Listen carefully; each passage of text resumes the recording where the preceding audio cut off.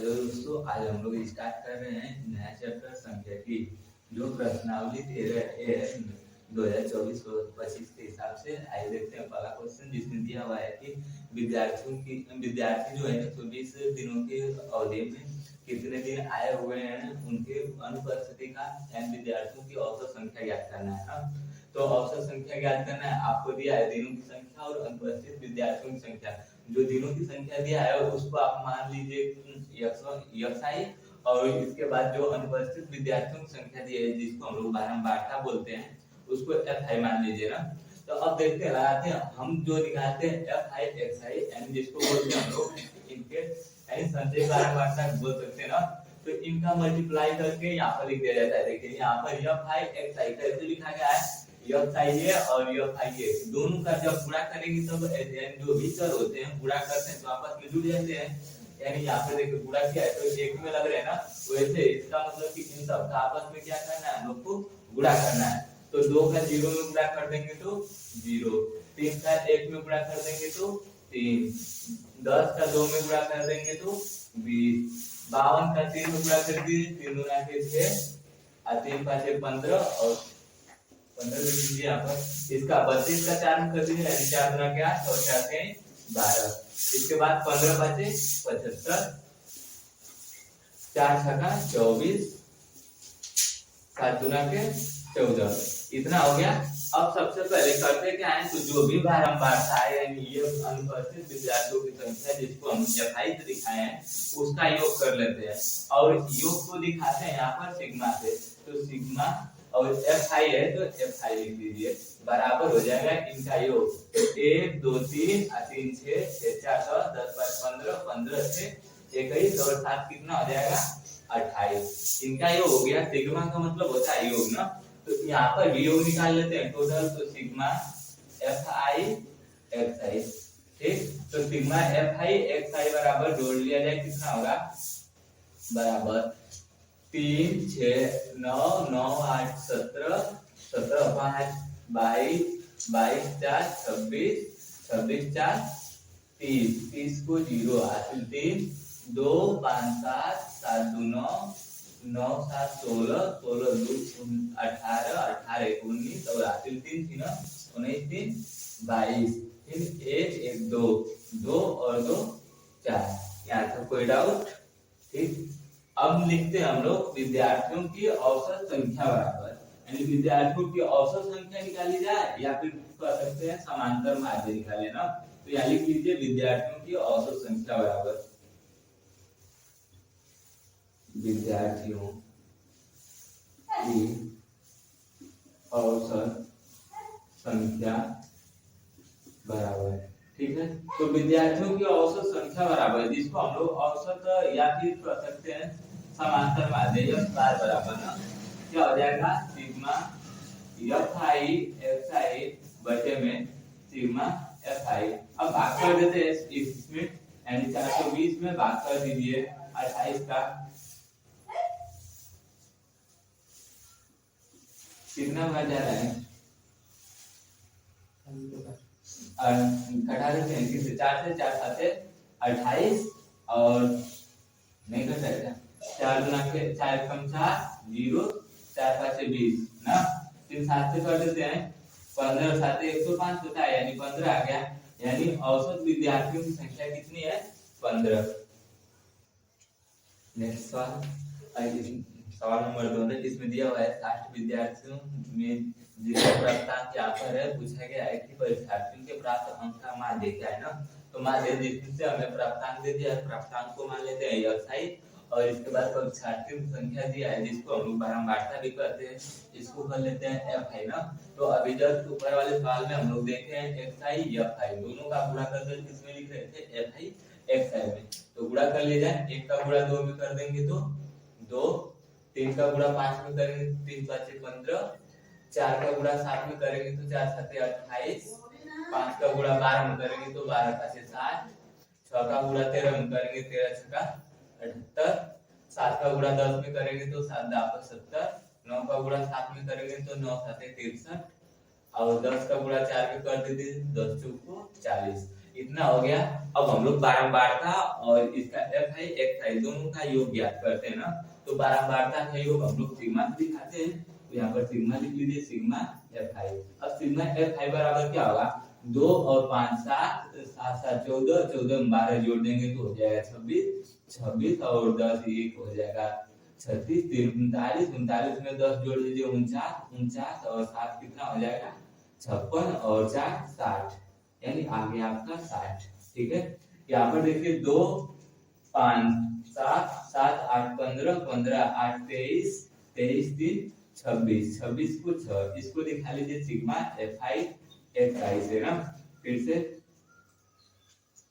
बराबर 2 5 7 7 8 15 15 8 23 23 3 26 26 को 6, फिर 1 2 3 3 6 सॉरी 1 2 3 और 6 9 9 7 16 16 7 23 23 6 29 29 4 33 और हासिल कितना थी हम लोग का भूल गए क्या।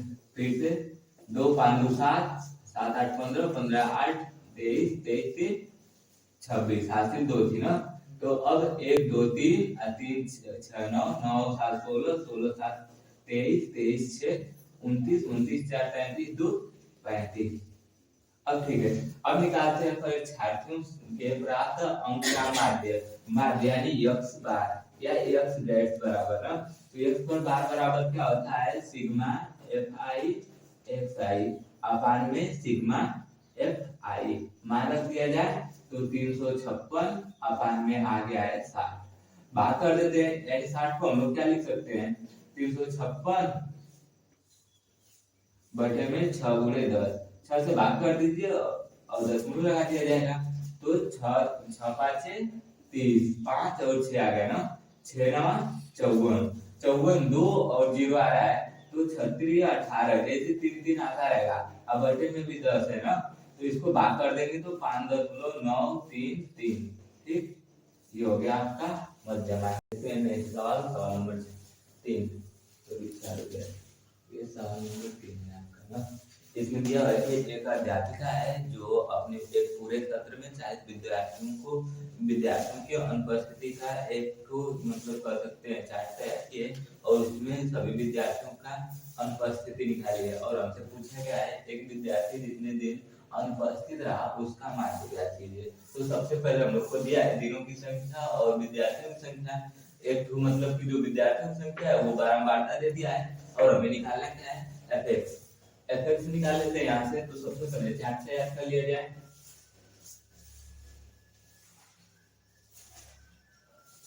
यहाँ पर लिख लीजिए दिनों की संख्या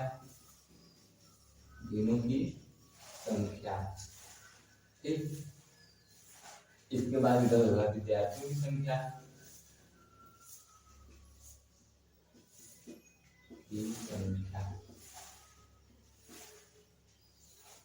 फिर इसके बाद इधर लिख लीजिए दिनों की संख्या को दिखा देते हैं हम लोग x से। ये तो बारंबारता रहता है, ये f ये हो जाएगा आपका 0 से 6 6 से 10 10 से 14 14 से 20 20 से फिर यहाँ पर आ जाएगा 20 से 28 28 से 38 और 38 से 40। ठीक, ये तो दे दिया सॉरी ये नहीं, ये दिनों की संख्या का अंतराल दिया ना। तो अभी तो माध्यमान ज्ञात करना है हम लोग को, तो माध्यमान निकाल लेते हैं। यहाँ पर लिख लीजिए माध्यमान जिसको हम लोग x बोलते हैं। इसके बाद निकाल लेते हैं यहाँ पर fx।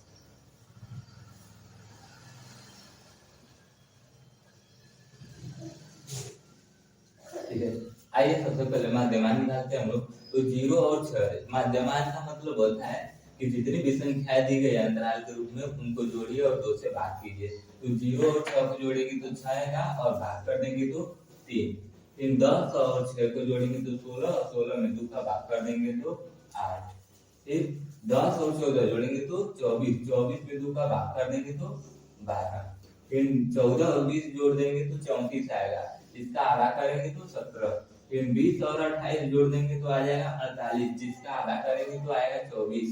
फिर इसके बाद 28 और 38 जोड़ देंगे तो आ जाएगा आपका 8 8 16, 2 3 5 और 1 6 66। 66 का आधा कर दीजिए आप 33। 33 के बाद 38 और 40 जोड़ लीजिए तो कितना होगा 78 हो जाएगा। 78 का आधा 78 है ना, 2 3 6 और 2 9 18 39।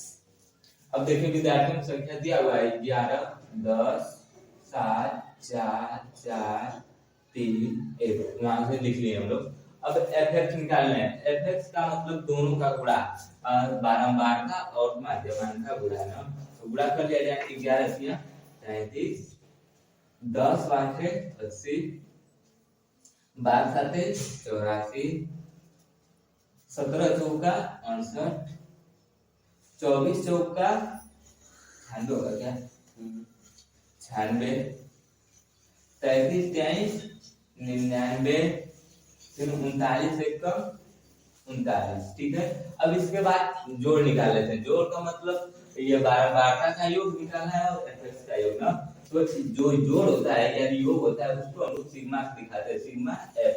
तो इसको जोड़ लिया जाए 11 10 21, 21 7 जोड़ देंगे तो 28, 28 4 32, 4 36, 3 39 और 40। ठीक, इसी प्रकार लिया जाए तो 3 4 7 7 8 15, 15 6 21 21 9 30, 30 9 39, आखिर 3 हो गया ना। फिर 3 8 11 11 8 19 19 6 25 25 9 34 34 9 43 3 46 और 3 हासिल हो जाएगा तो आपका 49 हो गया। इसको हम लोग दिखाते हैं सिग्मा fx। सिग्मा fx बराबर इतना आ गया, तो हम लोग माध्य बराबर फार्मूला जानते हैं ना, माध्य यानी x पर y बराबर क्या होता है सिग्मा fx अपान में सिग्मा f। ठीक है, तो मान रख लिया जाए 499 अपान में इसका मान दे दिया है हम लोग को 40, भाग कर दिया जाए तो भाग करेंगे तो कितना आएगा हम लोग का, देखिए 4 से घटा सकते हैं, 4 कम 4 4 गुना 8 हो गया। यहाँ पर कितना है 1 9, फिर 4 चौका 16, 3 4 7 28 और यहाँ पर 2 5 ना, भाग कर देते हैं। इसमें 10 10 अभी बचा है, 10 का मतलब एक अंक और 10 में बढ़ जाएगा, यानी 10 में यहाँ पर। ठीक है, 12 10 4 7 10 यहाँ पर लग जाएगा, यानी 12 10